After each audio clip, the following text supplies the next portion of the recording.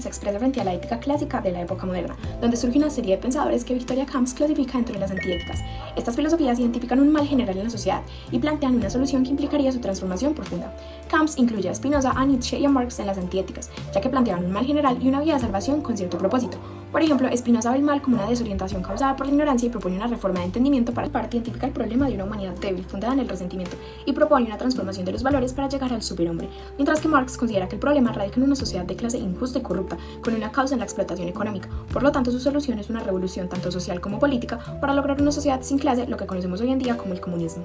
A diferencia de la revolución marxista que surge desde la carencia y la pobreza del proletariado, los jóvenes de los 60 pertenecían mayoritariamente a la clase media alta, puesto que no eran marginados los que pretendían rebelarse, sino jóvenes que desde la abundancia y saturación del sistema capitalista se sentían protagonistas de su propia historia. En esta década, dos eventos fundamentales ocurrieron: la aparición de la juventud como una fuerza social y el nacimiento del rock, lo que marcó un cambio significativo en la sociedad. Así, aunque el movimiento juvenil de los 60 puede ubicarse dentro de las antiéticas, su contexto y motivaciones presentan variaciones que nos obligan a no clasificarlo estrictamente. El rock, un fenómeno de los 60, inicialmente llamado pop, impactó fuertemente en las listas musicales. Así surgieron los Beatles y muchos otros grupos británicos alcanzaron gran reconocimiento. Podríamos decir que su origen remoto se encuentra en el grito de los negros, cuando fueron secuestrados, sacados de su cultura y trasladados a América como esclavos. Ese grito se transformó en gestos silenciosos, pero siempre fue un grito de protesta y desconsuelo que se convirtió en canciones nostálgicas y tristes. El blues, llevado a las ciudades, se transformó en rhythm and blues, una música que hablaba de los problemas de los negros, de la sexualidad y del trabajo. Este blues urbano comenzó a distribuirse a través de música para negros, pero lo que hizo la sociedad capitalista fue comenzar a producir rhythm and blues cantado por blancos, lo que le dio origen al rock and roll. Sin embargo, este rock and roll era ya un blues degenerado tomado por la sociedad de consumo como música de baile. También con el tiempo surgieron ritmos bailables como el twix, el surf, Popeye y la música de high school. El rock se entiende como una manifestación cultural hecha por jóvenes y para jóvenes que permite la adquisición de una identidad y nuevas experiencias, las cuales luego se reflejan y se convierten en una filosofía. Antes de ser un discurso o una teoría, la filosofía en sí era una forma de vida y una relación con la experiencia. Michael Foucault es un ejemplo de esta filosofía. Es una última etapa, ya que entendió que la filosofía debía enfocarse en problematizaciones provenientes de experiencias como la sexualidad, el crimen y la cárcel. Esto explica por qué no hay un único pensador en los 60, en lugar de hombres como Nietzsche, Spinoza y Marx, agregamos plural los jóvenes de los 60.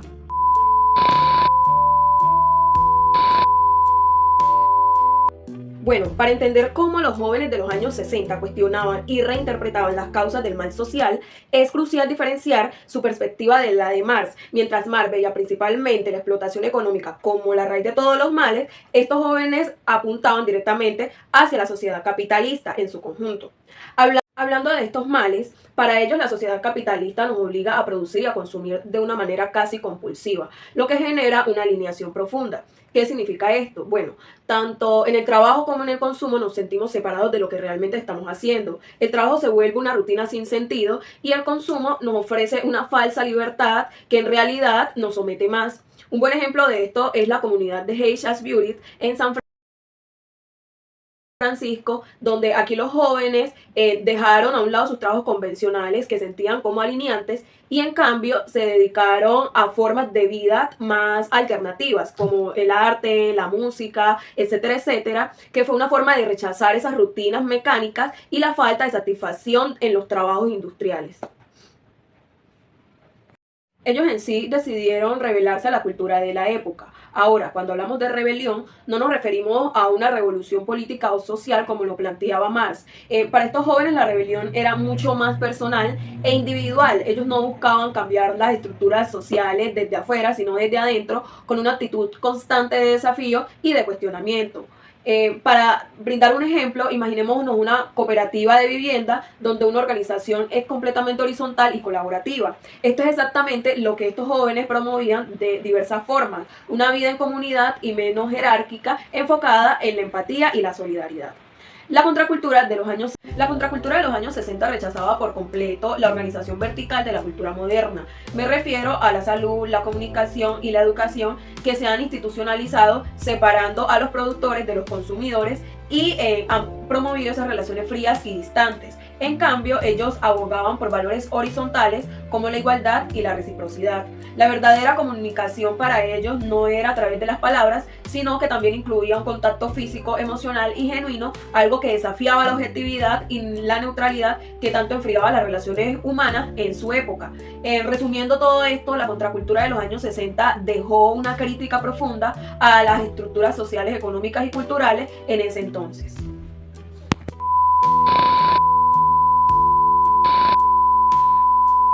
consciente. Fue un movimiento que desafió las normas establecidas y enseñó una nueva forma de vivir.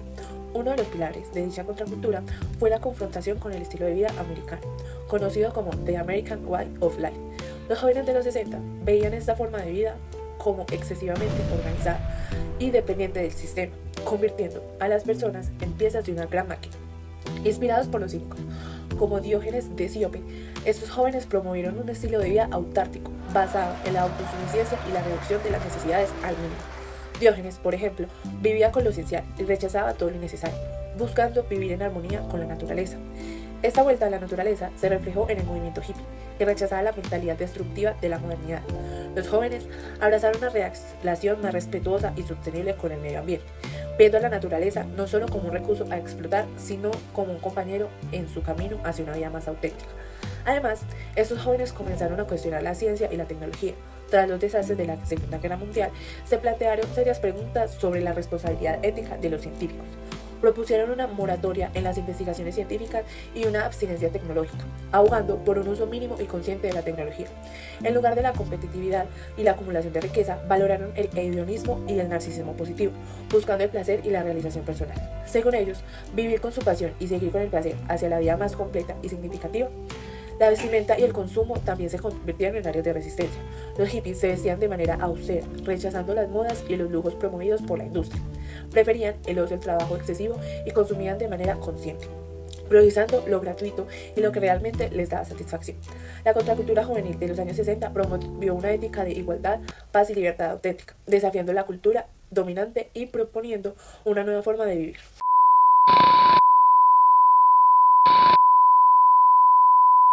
Aunque el movimiento hippie como tal haya pasado, aún se ven en movimientos como la Nueva Era. La contracultura de los 60 no solo desafió la cultura dominante, sino que nos enseñó a valorar lo simple, lo auténtico y lo natural. Ahora vamos a hablar sobre el concepto de underground y su relación con la contracultura. A menudo estos términos se confunden, pero tienen diferencias importantes. El underground es un término más amplio que la contracultura. Según Luis Racionero, el underground es la tradición del pensamiento heterodoxo que ha corrido paralela y simultáneamente a lo largo de la historia del Occidente, desde la aparición de los chamanes prehistóricos hasta nuestros días. La contracultura, por su parte, es un movimiento del entusiasmo dentro del movimiento underground. Representa la cristalización cultural de una actitud que desconfía de la razón y de los poderes públicos para resolver los problemas sociales más urgentes. Al mismo tiempo, enfatiza la importancia de lo más privado como el cuerpo, la vida, y de lo más público como la naturaleza. El underground ha contactado a figuras icónicas como los poetas Walt Whitman y los filósofos Theodor Laozi y Spinoza. Es un pensamiento que no pertenece a un solo sujeto, sino que circula a través de todas las épocas y países. Este pensamiento se caracteriza por su cercanía a la tierra y a la vida, una conexión espiritual con lo divino. Vamos a caracterizar brevemente el pensamiento underground a través de 3 aspectos claves. El primero, la idea de una solidaridad mundial. El underground promueve una visión global a la humanidad donde todos estamos interconectados y somos responsables unos de otros. Segundo, la resistencia de los sistemas del poder y todo tipo de organizaciones autoritarias. Este pensamiento se opone a la opresión y a las estructuras del poder que controlan y limitan la libertad individual. Y tercero, la importancia que se concede a la vida del pensamiento. El underground vivir de la manera auténtica y en armonía con la naturaleza es más importante que teorías abstractas y el pensamiento racional. El movimiento underground ha fluido en numerosos movimientos culturales y sociales a lo largo de la historia y en la actualidad aún vemos muchos casos en los cuales se basan de dicho movimiento.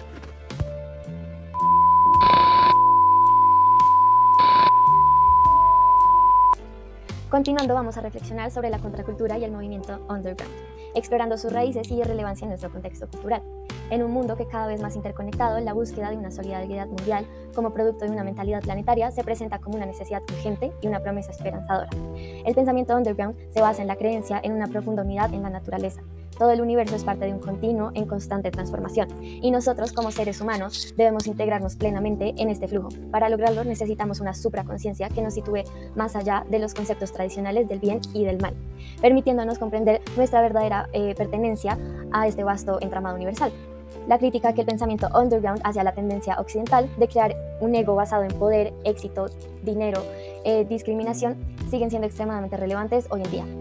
En lugar de un yo construido por la suma de propiedades y roles sociales, se propone un yo más auténtico alcanzado a través de la resta, eliminando características externas para encontrar un estado de vacío o de nada. Este enfoque, inspirado en el pensamiento oriental, fomenta una profunda empatía con todos los seres. Pensadores como Albert Schweitzer nos invitan a abrazar esta visión, abogando por una solidaridad que nace en la compasión hacia todos los seres vivientes. Esta solidaridad, basada en la igualdad y la unidad de todos en la naturaleza, es una extensión del amor privado hacia los extraños y lejanos, superando divisiones y conflictos humanos. Para que esta solidaridad florezca, debe iniciarse en lo personal y expandirse gradualmente, ofreciendo una alternativa a la justicia basada en las leyes y estructuras administrativas. La resistencia a sistemas de poder y organizaciones autoritarias, tan características del movimiento underground, se hace eco en la rebelión juvenil de los años 60. Esta rebelión fue contra la propiedad privada del capital o el sistema social en sí, sino contra la organización completa de la vida y los valores que desarticulan el deseo. Hoy seguimos viendo la oposición a un sistema que prioriza los derechos de propiedad sobre los personales, las necesidades tecnológicas sobre las humanas y la competencia sobre la cooperación. El underground critica la tendencia de la sociedad a ejercer control sobre sus miembros en nombre del correcto funcionamiento social, lo cual aplasta la vitalidad y el placer. La sospecha hacia los deseos y los impulsos revolucionarios se mantiene, rechazando tanto el terrorismo revolucionario como la represión social. En su lugar, se propone una retirada a la vida privada, una resistencia individualista que valora la singularidad del individuo y las relaciones consigo mismo. Este movimiento no es una renuncia política, sino una resistencia a la autoridad y al poder, planteada en términos de ocio frente al trabajo, erotismo frente al poder y silencio frente al lenguaje y las palabras.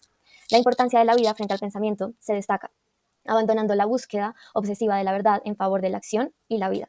Como en el brahmanismo, el budismo y el taoísmo, se prioriza la forma correcta de vivir sobre el pensamiento correcto.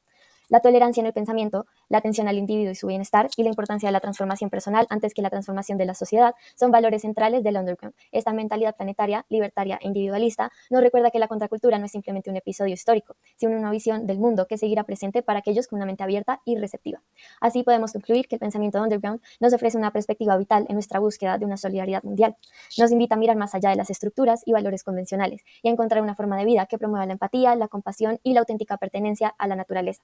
En un mundo en constante cambio, estas ideas son más relevantes que nunca y nos guían hacia un futuro más unido y solidario.